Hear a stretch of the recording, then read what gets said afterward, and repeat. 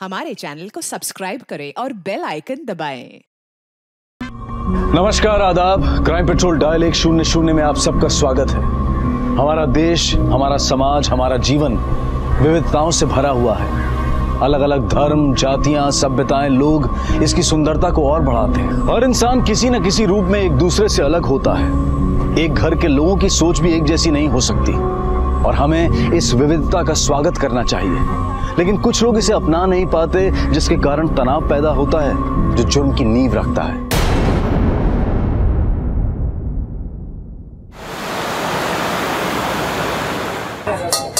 अमजद, जो सब्जियां नहीं है ना वो बाजार से खरीद लाना।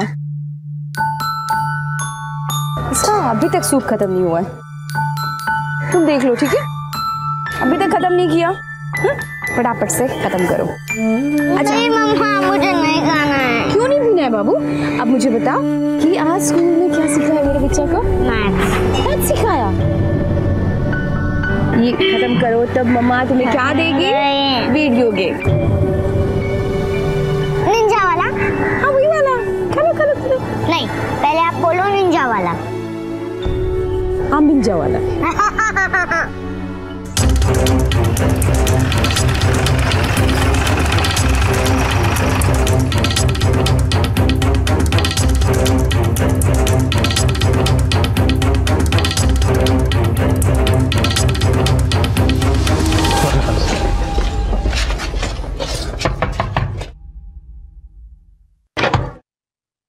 जग्गू कहाँ है? सब जग्गू घर पे नहीं है। झूठ मत बोलो, इस बार पक्की इंफॉर्मेशन मिली कोई यहीं पर है।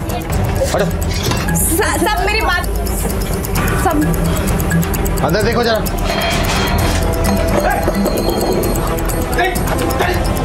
चल इसे बुलाते हैं। पकड़ कहाँ था? साहब मैंने कुछ नहीं किया साहब, बताता हूँ साहब, मैंने कुछ नहीं किया साहब। फटक से हाथ में पकड़ो और खत्म करो। मम्मा तुम्हें नहीं जो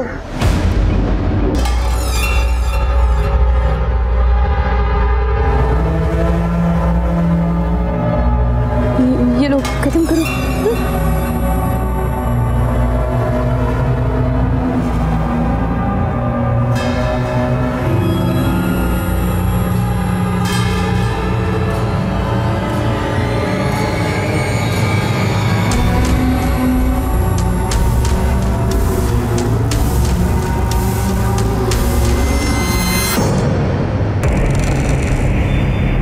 पूरा खत्म करो, है ना?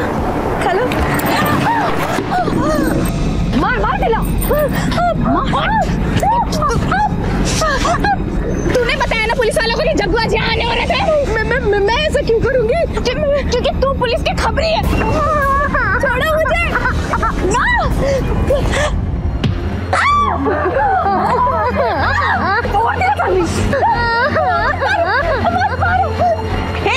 क्या कर रहे हो तुम लोग? छोड़ो उसे। नहीं, छोड़ उसे। क्या पुलिस बुलाऊं तेरे लिए? देख मुस्कान, मैं अभी जा रही हूँ पर वापस जरूर आऊंगी। देखो मैं ऐसे सबक सिखाऊंगी ना तो याद रखेगी। चल। मुस्कान, क्या हुआ बेटा? रो मत।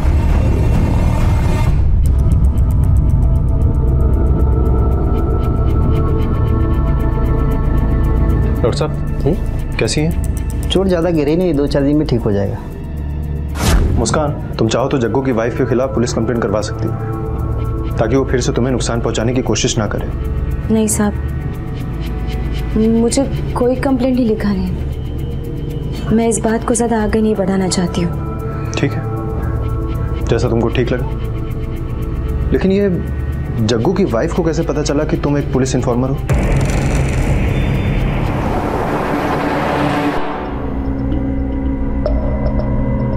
अरे पैर फट जाएगा इसका।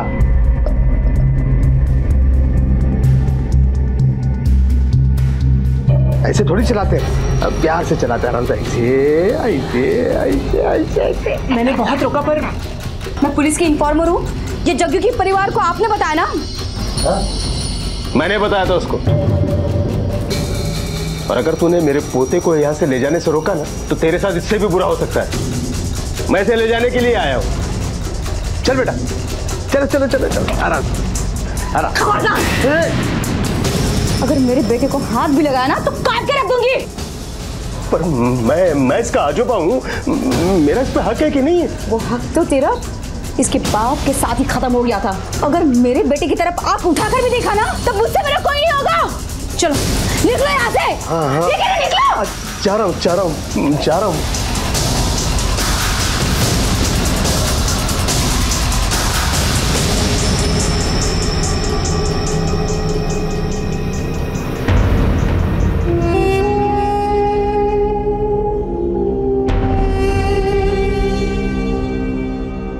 इन्फॉर्मर्स यानी कि खबरी पुलिस डिपार्टमेंट का एक अनऑफिशियल हिस्सा होते हैं।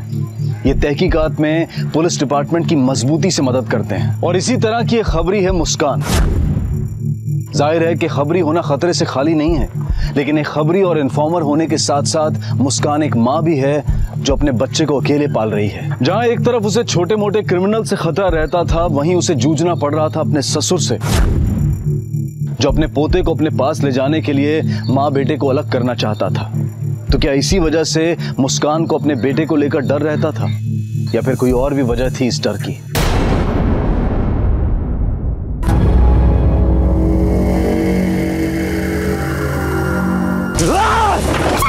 अरे ये क्या कर रहे हो?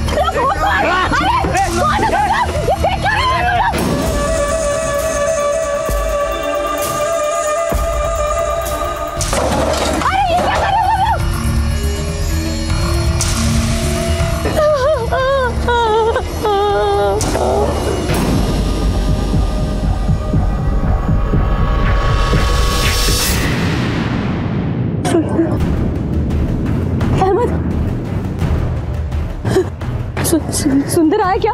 नहीं दीदी, अभी तक तो नहीं आया वो। अब तक तो पहुंच जाना चाहिए था उसे।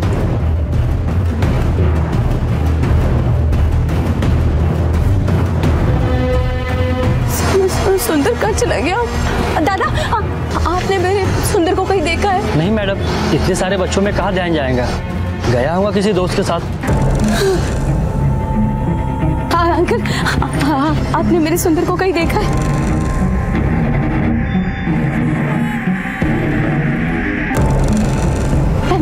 सुंदर आया क्या? सुंदर नहीं आया। अरे बाप रे,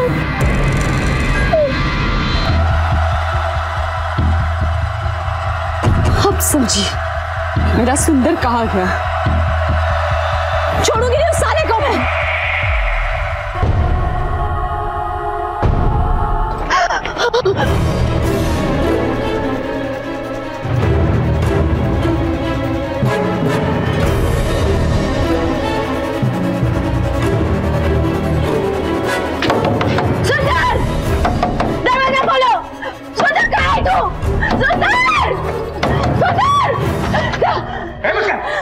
क्या तमाशा कर रही है? हट जा, मैं यहाँ अपना बेटा लेने आई हूँ। मेरा बेटा का है। सुंदर! अरे पागल हो गई क्या? अरे सुन! सुंदर! अरे पागल हो गई क्या? अरे सुना! अरे सुंदर को कौन लाएगा यहाँ पे? अरे मुझे नहीं पता, मुझे नहीं पता है। सुंदर को मैंने देखा नहीं, वो मेरे पास नहीं है। नहीं, बता मेरा सुंदर कहाँ है? बता, मैं मार दूंगी। बता मेरा सुंदर कहाँ है?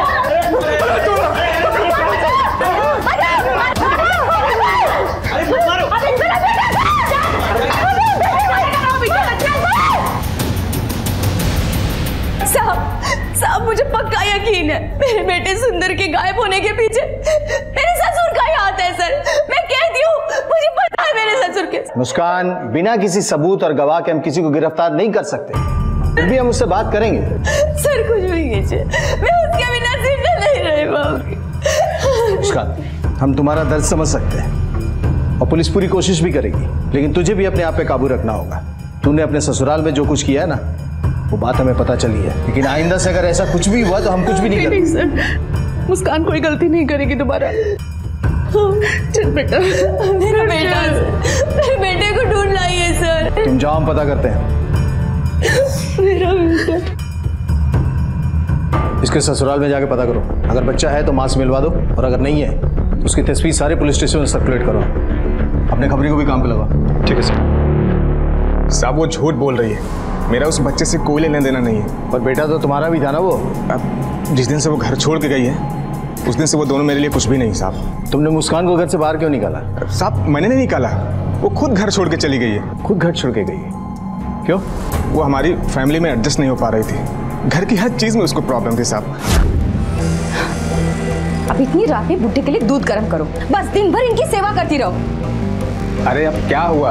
देखो मैं बहुत तंग आ चुकी हूँ तुम्हारे बाप की सेवा कर करके। मैं अपने बच्चे का देखूं तुम्हारे बाप की सेवा करती रहूं दिन भर। देखो मैं तुम्हें कह देती हूँ, अब इस घर में मुझे एक पल भी नहीं रहना है। अगर तुम्हें मेरे साथ रहना है तो तुम्हें इस घर को छोड़ना होगा। अब आप ही बताओ साहब, बीवी के लिए बाप को कैसे छोड़ सकता हूँ? बीवी तो जैसे तैसे काट लेगी, लेकिन इस उम्र में उनकी देखभाल कौन करेगा? जब मैंने बाबा को छोड़ने से मना कर दिया तो उसने बच्चे को लिया और घर से चली गई। वो घर से चली गई और तुमने रोकने की कोशिश भी नहीं की। तुम्हें बच्चे की फिक्र नहीं थी? साहब फिक्र थी और फिक्र है। मैंने उसको बहुत कोशिश की रोकने की, लेकिन उसने किसी की नहीं सुनी साहब।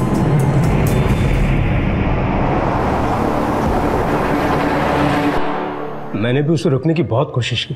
बहू मेरी बात सुनो, भगवान के लिए घर छोड़ के मत जाओ। तुम जैसा चाहोगी वैसे ही होगा। मैं खुद अपना काम कर लूंगा, पूरे घर का काम मैं कर दूंगा। भगवान के लिए मेरे पोते को मुझसे अलग मत करो। भगवान के लिए बेटा रुक जाओ, रुक जाओ। हटो यहाँ से। बहू मैं तुम्हारा पैर पड़ता हूँ। अरे मेरे पोते को लेकर मत जाओ मुझसे। बहू ऐसा मत करो। बहू मेरी बात ऐसी क्या खास वजह थी कि मुस्कान अपने पति तक को छोड़ने को तैयार हो गई और अकेले रहने लगी? ये बात मेरी समझ में नहीं आई। हम क्या जाने साहब, हो सकता है वो कहीं अपने पोते को पाने के चक्कर में ही तो आपने ये ड्रामा नहीं रचा है। ये क्या कह रहे हैं आप? मेरा अपना पोता है, मेरा अपना खून है, उसे चोरों की तरह ले जाने की मुझे क्या जरूरत पड़ेगी?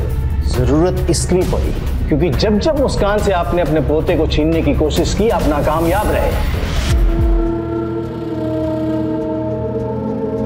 ये सही है सर, पर सुंदर के गायब होने में मेरा कोई हाथ नहीं। उसे छुपाकर मैं कितने दिन अपने पास रख सकूंगा सर? एक नहीं दिन तो आप पकड़ ही लेंगे। इतनी समझदारी रखते हैं आप, रखिएगा। और गलती से भी कोई गलती मत कीजिए। जा सकते हैं।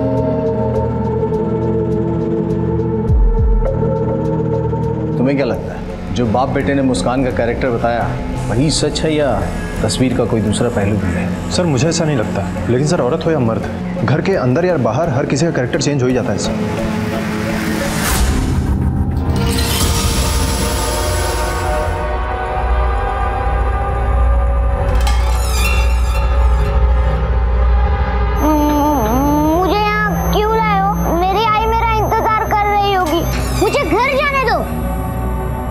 अरे अरे बेटा, अरे क्या हुआ? तू इतना उदास क्यों है? हाँ ये देख, ये भी तो तेरा अपना ही घर है ना। अरे हम लोग कोई पराये थोड़े ही हैं। अच्छा चल भूल जा। देख मैं तुझे अपने हाथ से क्या बनाकर खिलाने वाली हूँ। मच्छी तुझे पसंद है ना? चल खा ले। नहीं मुझे नहीं खाना है। मुझे मेरे आई के पास ले चलो। मुझे मेरी आई के पास जाना है। अरे ले जाएंगे, पहले तो थोड़ा सा खाना तो खा ले। मुझे मेरी आई के पास ले चलो। मुझे मेरी आई के पास जाना है। अरे तुझे तेरी आई ने यहाँ भिजवाया है। मुस्कान कुछ महीना पहले यही पे रहती थी। अक्सर पति पत्नी झगड़ा होता था। साहब एक नंबर का बेवड़ा था रामवत, वो रोज शराब पीकर अपनी बीबी को पीटता था। साहब हमने तो रामवत को ये तक कहते सुना कि सुंदर उसकी औलाद है ही नहीं, शायद इसीलिए बीवी बच्चे को घर से बाहर निकाल दिया होगा। रामवत से मुस्कान की शादी करना मेरे जीवन की सबसे बड़ी भूल थी साहब। मुझे लगा था मेरी बच्ची बहुत खुश रहेगी। रामवत सरकारी नौकर है, पुलिस में कांस्टेबल है, पर एक भी दिन वो उस घर में खुश नहीं रही साहब। शादी के कुछ दिन बाद ही घूस लेने के जुर्म में रामवत सस्पेंड हो गया और मेरी बच्ची ने उसका घर छोड़ दिया। मैं तो चाहती थी कि वो मेरे साथ रहे, पर वो मुझ पे बोझ नहीं बनना चाहती थी। फिर उसने फैसला किया और एक चाइनीज का ठेला खोला और अपना गुजर बसर करने लगी। इसका मतलब है कि इन दोनों बाप बेटे ने जो मिल के हमें कहानी सुनाई उसमें अभी भी कई सारे पेच हैं। तो सवाल ये उठता है कि इन दोनों ने हमें झूठी कहानी क्यों बताई? क्या छिपाना चाहते? कहीं बच्चे को नहीं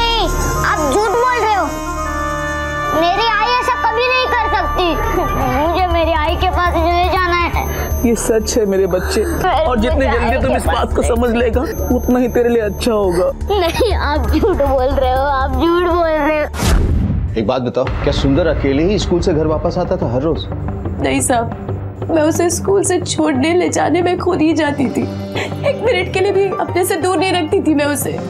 हमेशा ही मेरे साथ ही रहता था, ठेले पर बैठकर पढ़ाई करता था, और जब शाम में मैं घर जाती थी उसे अपने साथ ही ले जाती थी। उसे पता नहीं क्या हुआ कि किसी ने मेरा ठेला तोड़ दिया साहब। बस इसी वजह से मैं उस दिन स्कूल समय पे पहुंच नहीं पाई। कहीं ऐसा तो नहीं कि जग्गू के आदमी ने तुमसे बदला लेने के लिए ये सब किया? पता नहीं साहब, बस मेरे सुंदर से मुझे मिलवा दीजिए साहब। पता नहीं इस वक्त वो कहाँ होगा, किस हाल में होगा वो। अरे चुप हो जा, अरे रो मत, चल उठ उठ उठ उठ, देख मैं तेरे लिए क्या लेकर आई हूँ। उठ उठ मेरे बेटा, ये देख क्या लाई हूँ तेरे लिए, ये देख स्कर्ट लाई हूँ तेरे लिए, कितनी खूबसूरत है ना। ये देख मेरा बेटा, ये है फ्रॉक, कितनी खूबसूरत लगेगी मेरे बच्चे पर। और ये रहा लिपस्टिक जो मैंने लगाई है, और ये देख चूड़ियाँ, खन खन बिल्कुल राजकुमारी लगेगी तो। हाँ मनहूस औरत थी साहब वो मुस्कान, शादी के एक हफ्ते बाद ही अपने पति की नौकरी खा गई। मेरा बेटा हवलदार एक स्टिंग ऑपरेशन के तहत एंटी करप्शन विंग वालों ने उसे फंसा दिया और उसकी नौकरी चली गई। आपके बेटे की नौकरी भ्रष्टाचार की वजह से गई थी, ना कि तुम्हारे बहू की वजह से। देखिए इंस्पेक्टर साहब, उस औरत से अब मेरा कोई लेना देना नहीं है, मुस्कान से अब मेरा कोई लेना देना नहीं, उसका मुंह देखना नहीं चाहता मैं। और तुम्हारे पोते सुंदर से, उससे तो लेना देना है तुम्हारा? नहीं है साहब, मेरा उससे भी कोई लेना देना नहीं है। वो गंदा खून अब मुझे नहीं चाहिए सर। ये मनोहर तो अपने पोते पे मरा जा रहा था, जान छिड़कता था उसके लिए, लेकिन ये अचानक से उसको क्या हो गया? इसकी साफ दो वजह हो सकती है। एक तो ये कि बच्चा अब भी उसी के पास हो और वो जानबूझ के नाटक कर रहा है। दूसरी वजह ये कि अभी भी कोई ऐसी बात है जो हमारे सामने तक नहीं है। सर कहीं ऐसा तो नहीं कि मनोहर को इस बात का शक हो गया हो कि सुंदर उसके बेटे की औलाद नहीं बल्कि मुस्कान का किसी और के साथ अफेयर चल रहा हो, ये उसकी औलाद हो सकता है। कहीं ऐसा तो नहीं कि इनमें से ही किसी ने सुंदर को किडनैप करवाया हो? एक काम करो सर, मुस्कान के बारे में और इन्फॉर्मेशन इकट्ठी करो, उसका कैरेक्टर, रामवत से अलग होने की असली वजह, अलग होने के बाद वो किसी के साथ थी चक्कर में या नहीं, सब कुछ। सर मैंने मुस्कान के बारे में सब कुछ पता किया है सर। उसकी सारी जिंदगी अपने बच्चे के इर्द गिर्द ही घूमती रही। लेकिन सर एक बात है, एक किन्नर है जो इसका खास है, वो अक्सर उससे मिला भी करती थी। किन्नर से मिलने की वजह तो इन्फॉर्मेशन निकालना भी हो सकता है ना, या कुछ और भी। ऐसे कौन है ये किन्नर? सर जहां मुस्कान का चाइनीज ठेला लगता है उसी के आगे वाले सिग्नल पे ये पैसा मांगता है। सर साहब नहीं है ना, कोई बात नहीं साहब। साहब जी साहब,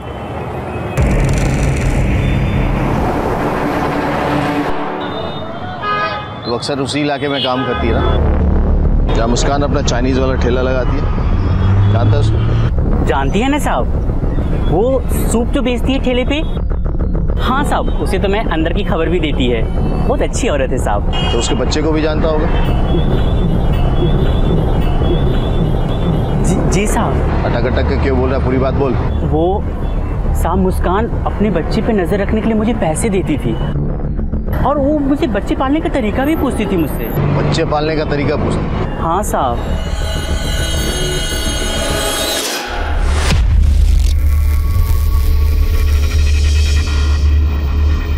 इसे ऐसे मिला?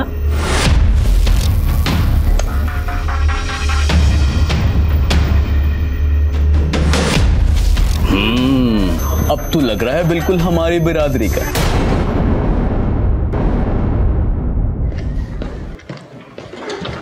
सर अभी अभी पता चला है कि रामवत का किसी बार गर्ल के साथ अफेयर चल रहा है, और इस बार गर्ल का नाम है भावना। सर इस भावना के चक्कर में ही रामवत ने मुस्कान को छोड़ दिया और इस भावना को घर ले आया। और सर इतना ही नहीं, इस भावना ने रामवत के सामने एक शर्त भी रखी थी कि जब तक रामवत मुस्कान को तलाक नहीं दे देता तब तक ये उससे शादी नहीं करेगी। ये असल कहानी? Yes sir. उस दिन बाप और बेटा हमें कुछ और ही सुना रहे थे, लगता है मनोहर भी अपने बेटे के साथ मिला हुआ है। नहीं सर, सुनने में तो यह है कि मनोहर भी इस बार गर्ल को घर में लाने के खिलाफ है। हाँ साहब, महेश भावना साहब, ये सच है कि मैंने शर्त रखी थी कि मुस्कान को तलाक देने के बाद ही मैं उससे शादी बनाएगी। हाँ। क्यों? साहब मैं ठहरी बियर बार की एक डांसर। साहब अपना भी सपना होता है कि अपना एक घर हो, एक पति हो साहब। और साहब मेरे को मालूम था मुस्कान को तलाक दिए बिना वो मुझसे शादी नहीं बनाएगा साहब। और साहब अगर कल को वो वापस आ गई तो, और मेरे को घर से बाहर निकाल दिया तो साहब फिर तो मैं कहीं की नहीं रहूंगी ना। साला धंधा भी गया और आदमी भी। और इसीलिए तुमने सुंदर को उठवा लिया ताकि अपने बच्चे के प्यार में रामवत अपनी बीवी के पास वापस न लौट के आए। नहीं साहब मैं काहे का उसके बच्चे को उठवाएगी। सब ना तो मुस्कान से और ना उसके बच्चे से मेरा कोई लेना देना था। हाँ ये सही बात है कि मुझे मेरा होने वाला ससुर एकदम नहीं पसंद था और ना तो मेरी उससे बनती थी सब उसको दिक्कत थी हमारे रिश्ते से। उसके बच्चे पर तो उसका जोर चलता नहीं था। वो सब दिन भर मुझे सुनाता रहता था, बुढ़ा साला।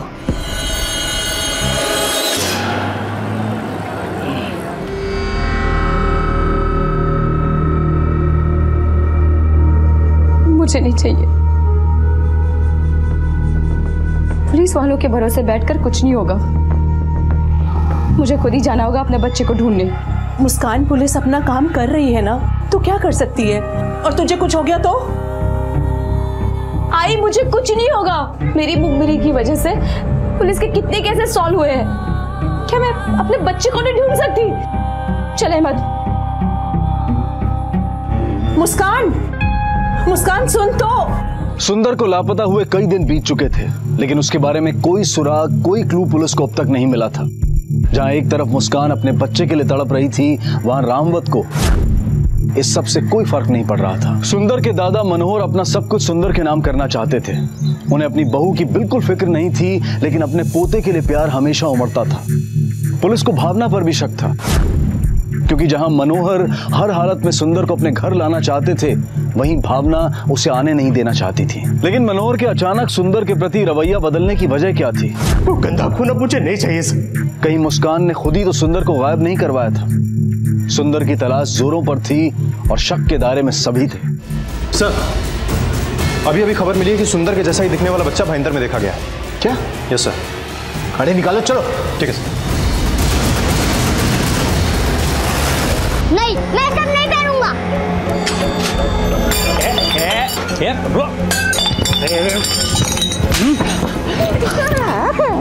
पहनना पड़ेगा तुझे ये सब कुछ। अब तू भी हम में से एक है, समझा? नहीं तो दीदी ज्यादा देर एक जगह पर रुकना ठीक नहीं है। इसे लेके निकल दे, चल।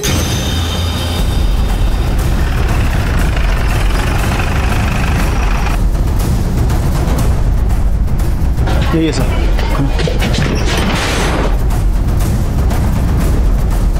उधर देखो।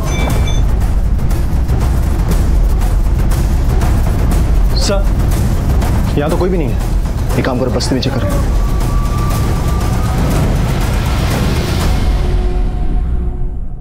सर ये तो किसी छोटी लड़की के कपड़े हैं। इन्फॉर्मेशन क्या थी अपने पास? सर इन्फॉर्मेशन तो यही थी कि यहाँ पर सुंदर को किडनैप करके रखा गया है। और सर ये देखिए, ये स्कूल यूनिफॉर्म, और सुंदर को भी स्कूल से निकलने के बाद ही गायब किया गया है। इसका मतलब इन्फॉर्मेशन तो करेक्ट थी। लेकिन सर ये छोटी लड़की के कपड़े, अंदर मिले लड़की के कपड़े और शांति का बयान कि मुस्कान उससे पूछती थी कि बच्चे को कैसे पालते हैं। अगर दोनों के स्टेटमेंट पे गौर करें तो ये हो सकता है कि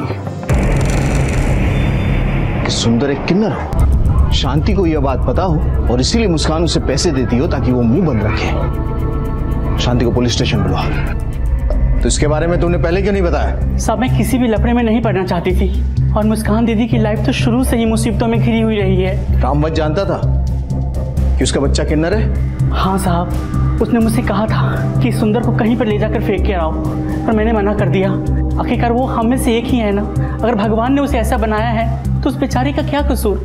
ठीक है, तुम जा सकते हो।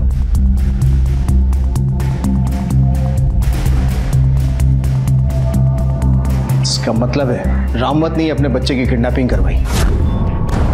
ऐसे बच्चों को किन्नरों को बेचना तो आसान है, ऊपर से उसे अपनी इज्जत की पड़ी हो कि अगर समाज को यह बात पता चल जाए कि उसका बेटा किन्नर है, लोग उसका मजाक उड़ाएंगे। रामवत घूसखोर, दारूबाज, लड़कीबाज और अब किडनैपर। सुंदर किन्नर है ये बात अब पुलिस को भी पता लग चुकी थी और इस जानकारी ने पुलिस को नए तरीके से सोचने पर मजबूर कर दिया। कहीं सुंदर को इन लोगों के पास छोड़ने वाली मुस्कान खुद ही तो नहीं थी। एक किन्नर बच्चे को जन्म देना हमारे समाज में आज भी अभिशाप जैसा है। हम किन्नरों को हीन भावना से देखते हैं जो सिर्फ नाच गाकर अपना पेट भरते हैं। उनके पास एक आम आदमी की तरह सारे अधिकार हैं, लेकिन हमारे समाज का ढांचा ऐसा है कि किन्नर बच्चे का भविष्य किन्नर टोली के अलावा और कुछ नहीं होता। और शायद इसीलिए मुस्कान सुंदर की असलियत को छिपा कर रखना चाहती थी। पुलिस पहले से ही एक केस में उलझी हुई थी और अचानक उनके सामने एक और केस आकर खड़ा हो गया।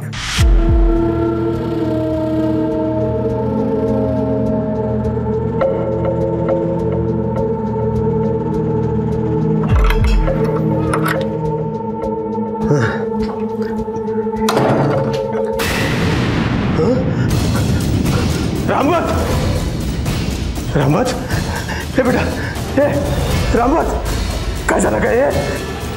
कब?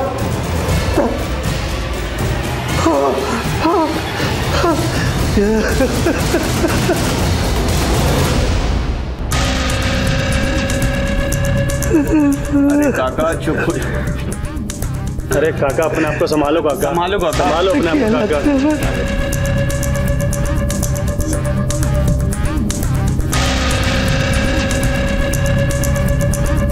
विक्टिम उस वक्त घर में अकेला था।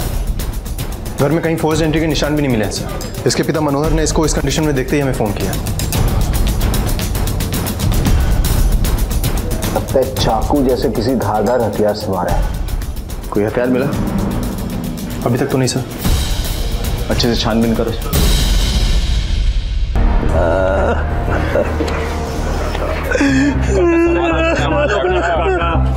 काका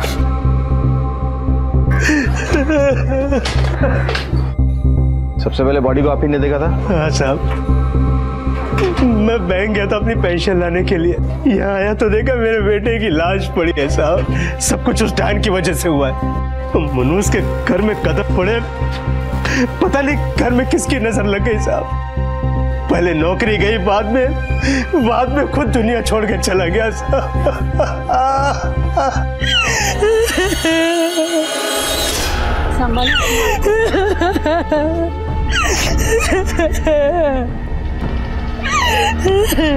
कह रहा था कि कल तलाक की अर्जी करने जाऊंगा और उसके बाद सारा झंझट खत्म। देखो क्या मालूम था कि उससे पहले ये सब हो जाएगा साहब, ये सब हो जाएगा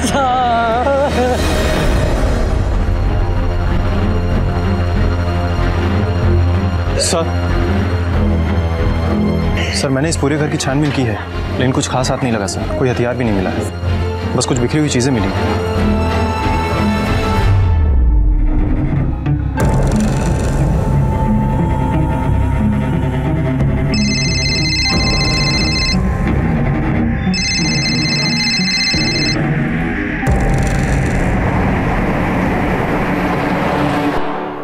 पोस्टमार्टम रिपोर्ट आ चुकी है और उसके मुताबिक रामवत का कत्ल चाकू लगने की वजह से हुआ था, दोपहर 2 से 3 के बीच में। उस वक्त तुम कहां थी? क्या मतलब? आप ऐसा सोच भी कैसे सकते हैं सर? मैं खूनी नहीं हूं। हम ऐसा इसलिए सोच सकते हैं क्योंकि तुम्हारे पति के मरने का जरा सा भी गम तुम्हारे चेहरे पे नहीं है। उसके मरने के बाद तुम उसके घर भी नहीं गई थी, बल्कि इधर उधर अपने खबरियों से मिल रही थी। हाँ, मैं उनसे मिल रही थी अपने बच्चे का पता लगाने। मेरे बच्चे से बढ़कर कोई नहीं है सर। और रामवत की मौत तो अभी हुई है। मेरे लिए तो वो कब का मर चुका था। मैं तो विधवा कब की हो चुकी थी सर, जिस दिन मैंने उसके घर छोड़ा। ये मेरे सवाल का जवाब नहीं है। हाँ, हो सकता है कि मैं उस दिन घर पे रही होंगी या फिर बच्चे की तलाश में बाहर गई होंगी। तुमने अपने पति का घर क्यों छोड़ा था? मेरा पति एक बार डांसर के पीछे पागल था सर। वो मेरे बच्चे से और मेरे से ढंग से पेश भी नहीं आता था सर। बात बात पे मारना, पीटना, तंग करना। हम परेशान हो गए थे सर उससे। झूठ बोल रही हो तुम। तुम्हारे पति को ये बात पता चल गई थी कि तुम्हारा बेटा किन्नर है, इसलिए उसने तुमसे कहा कि अगर तुम नहीं चाहती कि ये बात किसी को पता चले तुम ये घर छोड़कर चली जाओ। तुम्हें कब पता चला कि तुम्हारा बेटा किन्नर है? जब वो 2 साल का था, डॉक्टर ने जब मुझे बताया तब मैं सख्ती में आ गई। समझ में नहीं आ रहा था कि मैं क्या करूं। तब मैंने मेरे बच्चे को कहीं छोड़ने का फैसला किया।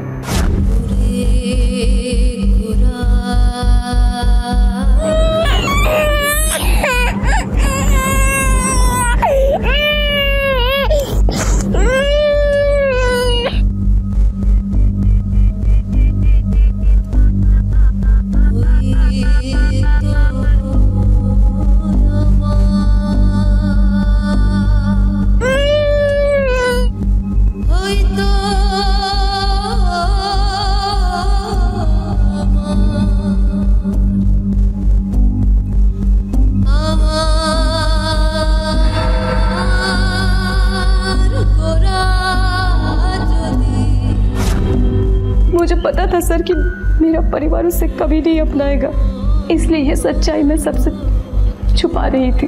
पर वो जैसे जैसे बढ़ रहा था वैसे वैसे मेरी टेंशन भी बढ़ रही थी। उसे लड़कियों के कपड़े पहनने का शौक हो रहा था। पड़ोस की बच्ची के कपड़े सुखाने के लिए रखे थे, वो कपड़े उठाकर घर ले गया। जब मैं घर पहुंची तो वो कपड़े वो पहन रहा था।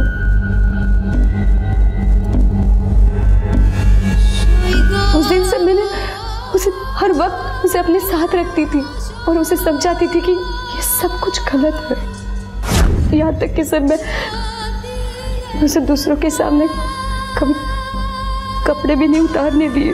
पब्लिक टॉयलेट बाथरूम में उसे यूज करने के लिए मना कर दिया था। मैंने ये सच्चाई छुपाने की बहुत कोशिश की सर, पर एक दिन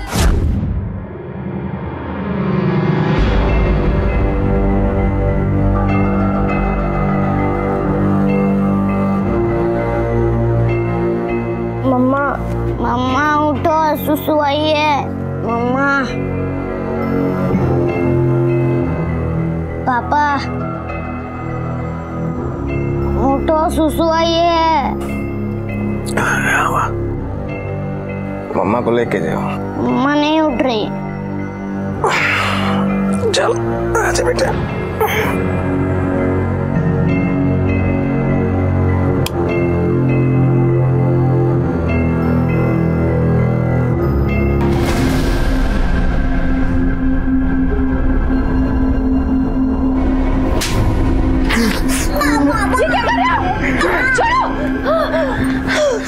गुस्से में आकर रामवत ने सुंदर को जान से मारने की कोशिश की, इसलिए मैंने घर छोड़ने का फैसला लिया। और रामवत ने भी कहा था सर कि अगर इस घर में रहेगी तो वो इस सच्चाई के बारे में सबको बता देगा। मतलब रामवत ही ऐसा इकलौता इंसान था जिसे ये राज पता था और उससे तुम्हें अपने बेटी की जान को खतरा था। इस बच्चे को तुम लोगों ने देखा है कहीं? हाँ साहब, इस बच्चे को मैं शबाना दीदी के साथ देखी थी। शबाना? ये शबाना कौन है? कहाँ मिलेगी है? साहब वो तो ऊपर चली गई। 2 दिन पहले ही उसकी ट्रेन एक्सीडेंट में मौत हो गई। और ये बच्चा कहाँ है? कहीं देखा आप लोगों ने उसे? नहीं साहब, उसके बाद वो बच्चा हमें कहीं नहीं दिखाई दिया।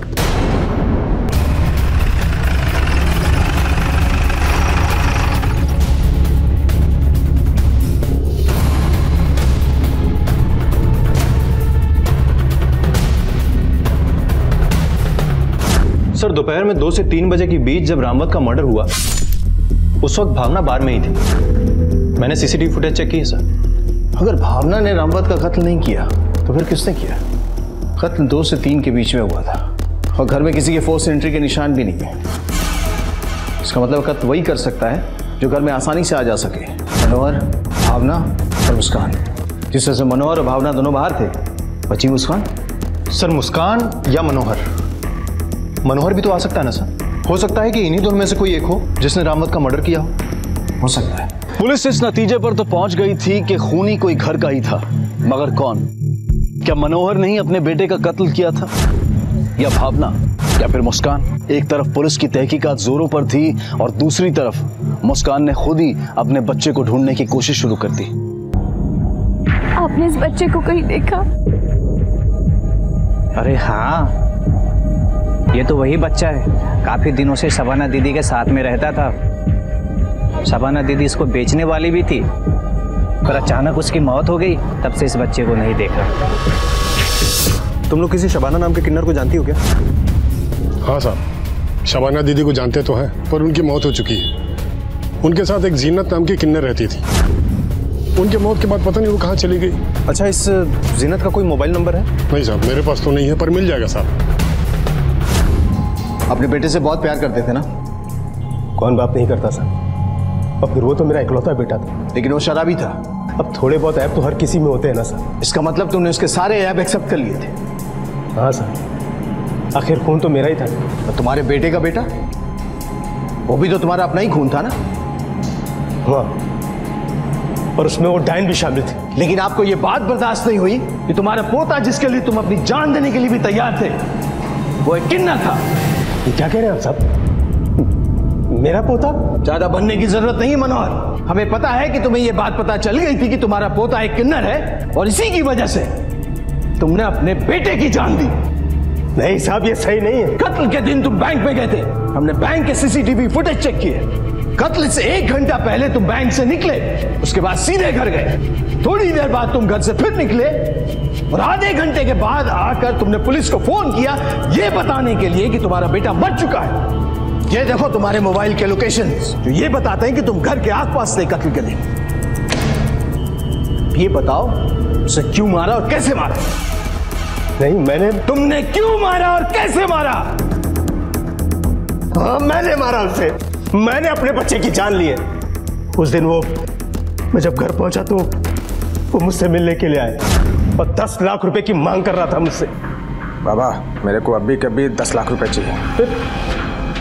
किस भरोसे पे दूं तुझे पैसे? सस्पेंड किया हुआ हवलदार है, जिसकी बीवी उसे छोड़कर जा चुकी है, और जो एक बार वाली के इशारे पे नाच रहा है, और सबसे बड़ी बात, जो एक किन्नर का बाप है। बुड्ढे, तूने मुझे किन्नर का बाप बोला? तूने किन्नर का बाप बोला? अरे बाप को मारेगा तू? इतना बड़ा हो गया तू। चल निकल यहाँ से। क्या बदतमीजी कर रही है?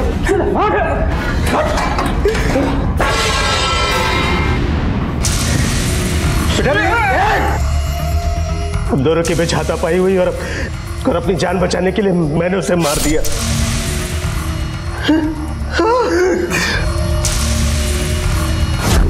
इसका मतलब है कि सुंदर को भी तुमने ही कहीं छोड़ दिया था, ताकि किसी को यह बात ना पता चले कि तुम्हारे खानदान में एक किन्नर पैदा हुआ था और तुम्हारी इज्जत बची रह जाए। मुझे गुस्सा बहुत था, लेकिन सुंदर को गायब कराने में मेरा कोई हाथ नहीं। अरे साहब, मैं अपने पोते को पाने के लिए कुछ भी कर सकता था। मैं चाहता था कि मेरा वंश चलाने वाला मेरे साथ रहे, इसलिए बार बार उसे देखने के लिए, उससे मिलने के लिए पहुंच जाता था। बेटा, मैं तुम्हारा दादा हूँ। मुझे आई ने आपसे मिलने से मना किया है। बट तुम्हारी आई को पता नहीं चलेगा। जब तक तुम्हारी आई आएगी तब तक तो आइसक्रीम खा के हो चुका होगा। बहुत टेस्टी है, खा के देखो। आराम से आराम से आराम से पी लो।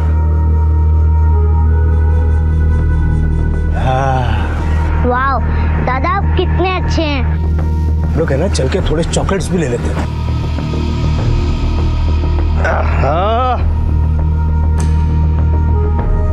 दादा, सुसु लगी है। तो तू बेटा कहीं भी कर ले ना, तू तो बच्चा है, कहीं भी कर सकता है, कर ले। नहीं, आई ने सबके सामने पैंट करने से मना किया है।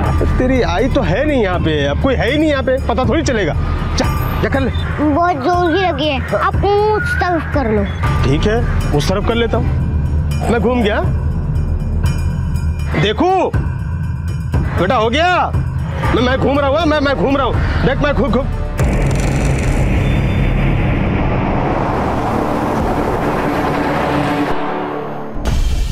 मुझे विश्वास नहीं हुआ साहब कि मेरा पोता एक किन्नर है। मेरी समझ में कुछ नहीं आ रहा था कि मैं क्या करूं। बस मैं मुड़ा और अपने घर की तरफ चला गया। मैं उसे वहीं छोड़ दिया। आखिरी बार उसे कहां छोड़ा था? राजेंद्र चौक के पास।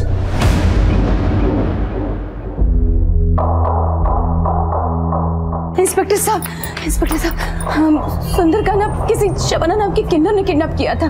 पता है हमें। हाँ, पर वो मर चुकी है। कहते हैं कि किसी ट्रेन एक्सीडेंट पे उसकी मौत हुई थी। एक उम्मीद और है, उसके साथ रहने वाली अगर जीनत का हमें पता चल जाए तो हम सुंदर तक पहुंच सकते हैं सर। हमें पता है, और जीनत का नंबर भी मिल चुका है, ट्रेस पे भी डाल दिया है। बहुत जल्दी उसका एग्जैक्ट लोकेशन भी पता चल जाएगा। Don't worry.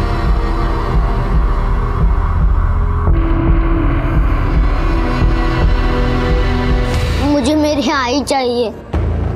ये बच्ची तू समझती क्यों नहीं है? अब से मैं ही तेरी आई, तेरी माँ हूँ। ऊपर वाले ने मुझे माँ बनने का सौभाग्य तो नहीं दिया, कम से कम माँ का दिल तो दिया। पकड़ो उसे। ये अच्छी आंटी है।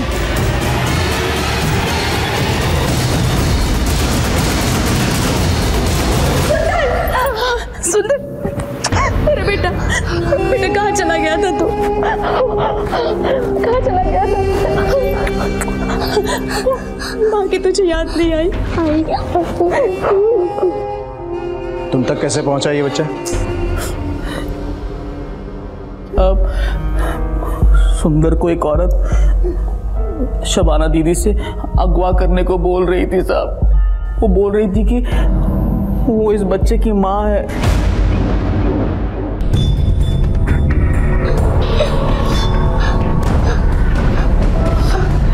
सर, कहीं ऐसा तो नहीं कि ये सब प्लान जग्गू की माँ और उसकी औरत ने किया हो? क्योंकि वो दोनों भी मुस्कान से बदला लेना चाहते थे सर। जीनत को लेकर जग्गू के घर पे चलो।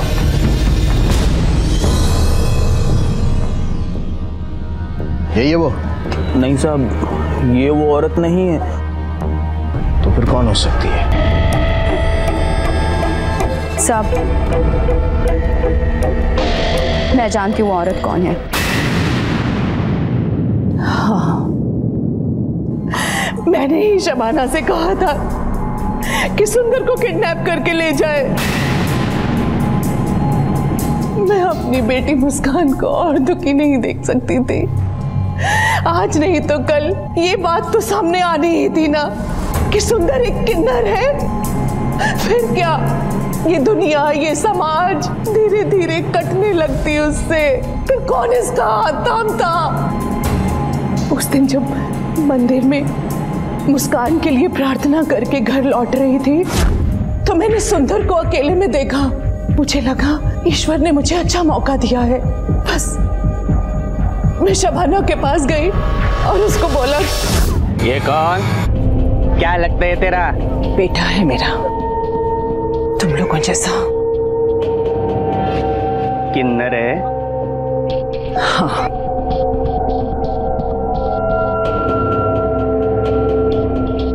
लेकिन ये राज ही रहना चाहिए। मैं तेरे को जानती भी नहीं है और जानना भी नहीं चाहती। शबाना सुंदर को देह व्यापार के दलदल में घसीटना चाहती थी साहब। और उस दिन शबाना बहुत गुस्से में थी साहब। उसकी आंखों में खून सवार था। नहीं, मैं नहीं आऊंगा। मुझे आई के पास जाना है। ये तेरी तो मारू। दीदी पागल हो गई है क्या? कर रही है? अरे हाथ मुई। चिल्ला छोड़ मुझे।